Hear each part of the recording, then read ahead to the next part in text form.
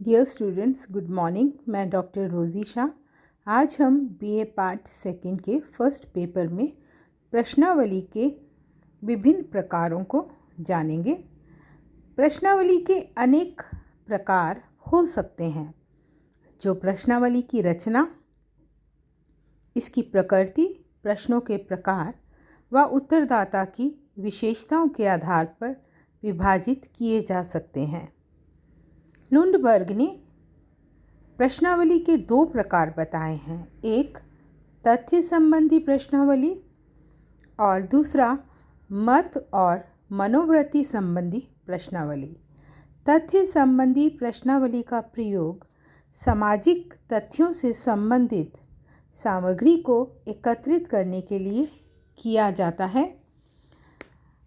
इस प्रश्नावली का उपयोग किसी समूह की सार्वजनिक आर्थिक दशाओं से संबंधित तथ्यों का संग्रह करने के लिए किया जाता है। जब हम किसी व्यक्ति की आय, आयु, धर्म, जाति, शिक्षा, विवाह, व्यवसाय, पारिवारिक रचना आदि के बारे में सूचना संकलित करना चाहते हैं तो इस प्रकार की प्रश्नावली का प्रयोग किया जाता है। आपने जो दूसरा प्रकार बताया है, मत और मनोवृत्ति संबंधी प्रश्नावली, मतदाताओं की राय, रुचियां, विचारों अथवा मनोवृत्तियों को जानने के लिए प्रयुक्त की जाती है।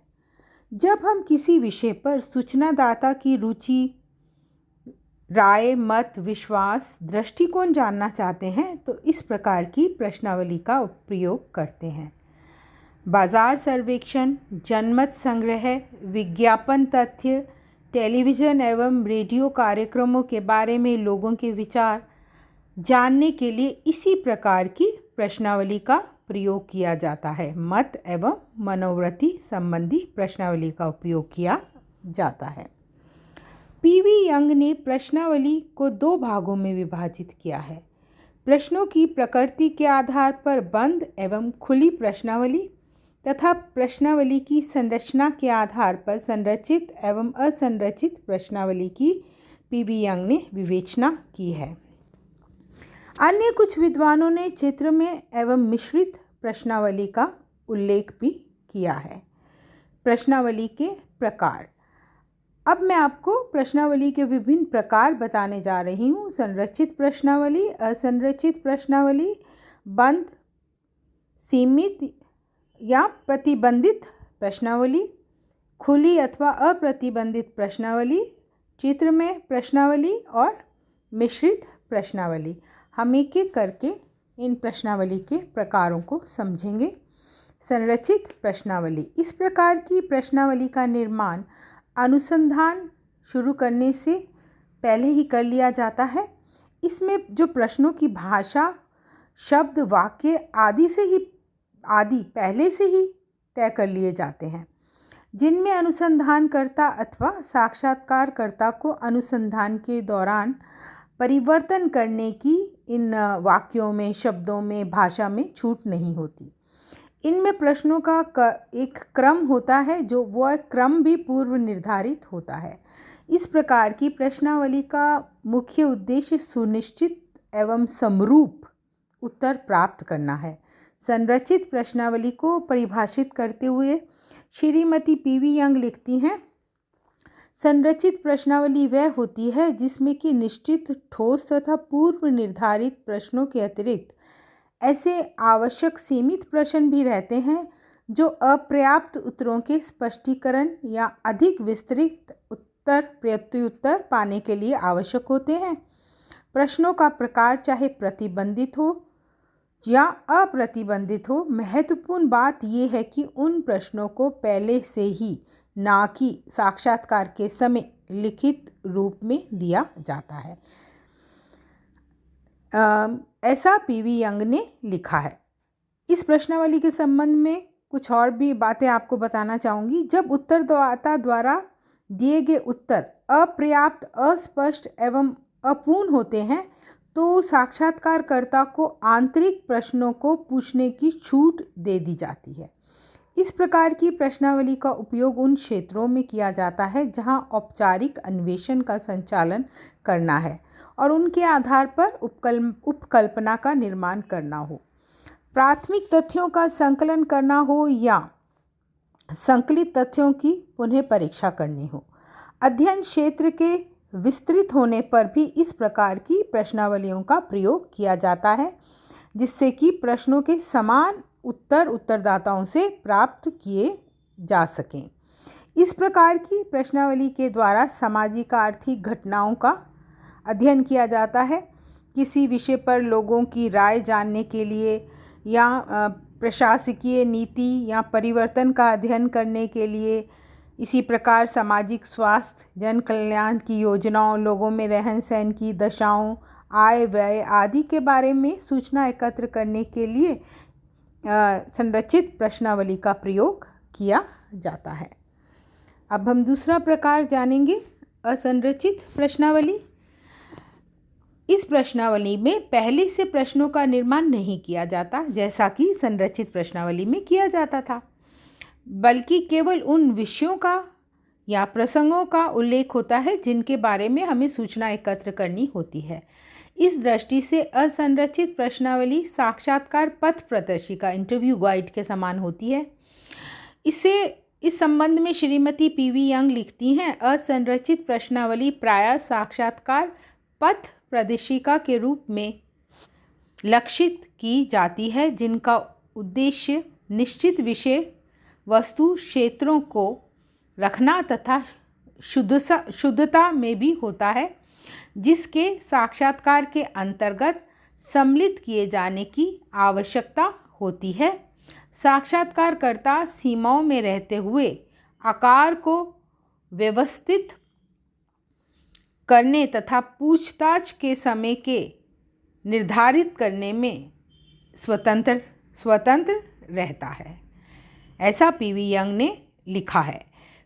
इस प्रकार की प्रश्नावली में साक्षात्कार नहीं होता क्योंकि वह डाक द्वारा भेजी नहीं जाती। असंरचित प्रश्नावली अनुसूची का ही एक रूप होती है। इस प्रकार की प्रश्नावली का उपयोग मनोविश्लेषणात्मक साक्षात्कारों तथा अनौपचारिक एवं गहन अध्ययनों के लिए किया जाता है। असंरचित प्रश्नावली का प्रमुख गुण इसका लचीलापन है, यानी इसमें अनुसंधानकर्ता अनुसंधान के तरीकों में परिवर्तन कर सकता है, जबकि संरचित प्रश्नावली में उत्तरदाता उत्तर देने में बंधा होता है और असंरचित प्रश्नावली में उत्तरदाता खुलकर अपने को अभिव्यक्त करता है। सूचनादाता के विश्वासों, दृष्टिकोणों एवं विचारों को जानने के लिए इस प्रकार की प्रश्नावली का उपयोग अधिक उपयोगी है। बंद, प्रतिबंधित या सीमित प्रश्नावली। इस प्रकार की प्रश्नावली में प्रश्नों के सामने ही कुछ निश्चित वैकल्पिक उत्तर या विकल्प दिए हुए होते हैं और उत्तरदाता को उनमें से ही उत्तर छांटकर लिखने होते हैं। इस प्रकार ऐसी प्रश्नावली में प्रश्नों के उत्तर सीमित कर दिए जाते हैं। उत्तरदाता को स्वतंत्र राय देने की छूट नहीं होती और ना ही उत्तर देने के लिए उन्हें अधिक सोचना पड़ता है, बल्कि उन्हें पूर्व निर्धारित उत्तरों में से किसी एक को चुनकर उसके आगे निशान लगाना होता है। इस प्रकार की प्रश्नावली का प्रयोग श्रेणीबद्ध सूचनाएं प्राप्त करने के लिए किया जाता है। इस संबंध में सिन पाओ येंग लिखते हैं, प्रतिबंधित प्रश्नावली में प्रायः पूछे गए प्रश्नों के मद के अनुसार उत्तर दिए जाते हैं। इस प्रश्नावली में उत्तर देने में सूचनादाता को सुविधा रहती है। उसे अधिकतर हाँ या ना में उत्तर देने होते हैं तथा उत्तर देने की जटिलता से उत्तरदाता मुक्त हो जाता है। ऐसी प्रश्नावलियों को लौट कर आने की संभावना भी अधिक रहती है। ऐसा प्रश्नावली के प्रश्नों में एक उदाहरण मैं आपको बताने जा रही हूँ। जैसे क्या आप शिक्षित हैं? हाँ, नहीं। क्या आप अनुसूचित जाति के छात्र हैं? हाँ, नहीं। क्या आप विधवा पुनर्विवाह के पक्ष में हैं? हाँ, नहीं। ये जो हाँ नहीं है विकल्प के रूप में उत्तर के विकल्प के रूप में लिखे रहते हैं और जो उत्तरदाता है उसको उनमें से एक का चयन करना होता है, उसे टिक करना होता है। इस प्रकार की प्रश्नावली में सामग्री के वर्गीकरण में भी सुविधा रहती है। जब तथ्यों को एकत्र कर लेते हैं तो उसके बाद जब तथ्यों का वर्गीकरण करते हैं तो उसमें भी ये इस प्रकार की प्रश्नावली जो है सुविधाजनक रहती है। खुली अथवा अप्रतिबंधित असीमित प्रश्नावली। इस प्रकार की प्रश्नावली में सूचनादाता को अपने विचारों को खुलकर प्रकट करने की स्वतंत्रता होती है। प्रश्नावली में प्रश्नों के संभावित उत्तर नहीं दिए होते, बल्कि सूचनादाता से ये अपेक्षा की जाती है कि वह अपनी इच्छा अनुसार उन प्रश्नों के उत्तर दे। एक बार एक प्रश्न के कई संभावित उत्तर हो सकते हैं, जिन्हें प्राप्त करने के लिए ही ऐसे प्रश्नों का चयन किया जाता है। इन प्रश्नावलियों के प्रश्नों में काफ़ी लचीलापन होता है। इस प्रकार की जो प्रश्नावली है उसमें लचीलापन होता है क्योंकि जो उत्तर सूचनादाता अपने शब्दों में व्यक्त करता है। अप्रतिबंधित प्रश्नावली का प्रयोग भावनाओं, सुझावों, व्यक्तिगत विचारों आदि को जानने के लिए और गहन अध्ययन करने एवं किसी विषय से संबंधित प्रारंभिक सूचनाएं एकत्र करने के लिए किया जाता है। विवरणात्मक एवं गुणात्मक सूचनाएं प्राप्त करने के लिए भी ऐसे प्रश्नावलियों का प्रयोग किया जाते हैं। इनमें प्रश्नों के सामने उत्तर देने के लिए कुछ स्थान खाली छोड़ दिया जाता है। ऐसी प्रश्नावलियों के प्रश्न के कुछ उदाहरण मैं आपको बताने जा रही हूँ। जैसे छात्र असंतोष को समाप्त करने के लिए आप क्या सुझाव देंगे? तो ये तो प्रश्न है और इसके आगे 2, 3 या 4 लाइनें खाली छोड़ दी जाती हैं जिसमें उत्तरदाता को प्रश्न लिखना होता है। अब हम जो अगली प्रश्नावली का प्रकार है वो समझेंगे और वह है चित्र में प्रश्नावली। इस प्रकार की प्रश्नावली में प्रश्नों के संभावित उत्तर चित्र द्वारा प्रकट किए जाते हैं और सूचनादाता को अपने उत्तर का चयन उन चित्रों में से ही करके उस पर निशान लगा देना होता है। चित्रों के कारण प्रश्नावली आकर्षक और रोचक बन जाती है, जिसके कारण सूचनादाता उत्तर देने के लिए प्रेरित हो जाता है।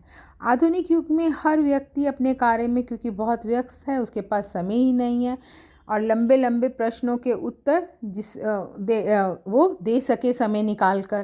तो ऐसी स्थिति में सूचनादाताओं में से कम समय एवं कम प्रयत्न से सफलतापूर्वक उत्तर प्राप्त करने के लिए चित्र में प्रश्नावली का प्रयोग किया जाता है।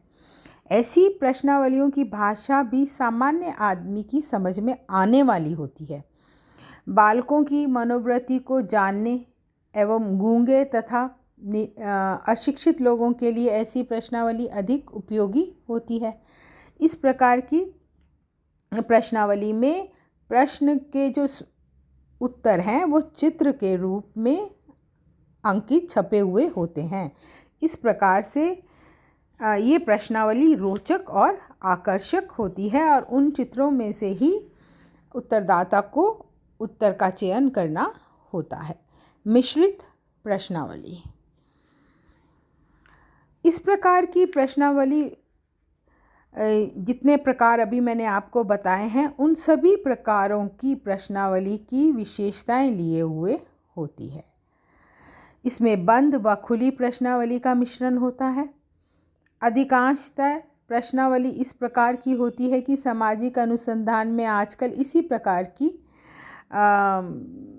प्रश्नावलियों का जो उपयोग है बढ़ता जा रहा है, क्योंकि इस प्रकार की प्रश्नावली का मिश्रित प्रश्नावली का निर्माण करना सुविधाजनक होता है तथा इनके द्वारा महत्वपूर्ण सूचनाएं आसानी से संकलित कर ली जाती हैं।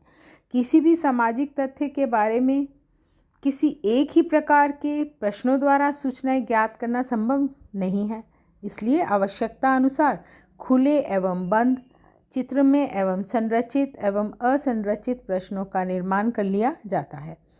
ऐसी प्रश्नावलियाँ कम और अधिक शिक्षित दोनों के प्रकार के सूचनादाताओं के लिए उपयोगी होती है तथा स्पष्ट और सटीक उत्तर के साथ साथ उत्तरदाता के स्वतंत्र विचार जानने में भी मददगार होती है। Thank you.